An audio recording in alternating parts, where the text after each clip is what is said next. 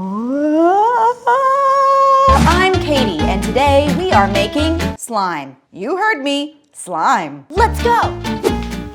Oh, we're here. Let's talk about viscosity, baby.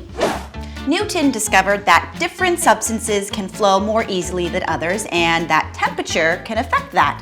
So let's try it. For this experiment, we are going to use a double boiler method to change the viscosity of starbursts and create slime. We add water into our pot. For the purposes of this experiment, I have selected my favorite flavor of starbursts, pink and red.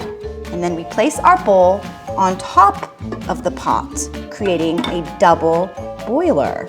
The boiling water will turn into steam, which heats the glass bowl and melts the starbursts without burning them. Now that it's cool enough to touch, I am going to start molding it.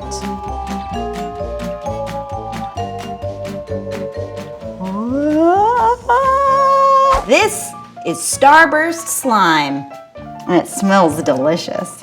Smile. Now let's make a bucket o' slime. We are going to take Jell-O, flour, half of our bowl of water. Ooh, gross. We'll pour the rest of the flour. We will add the soap, food dye. Now we're talking.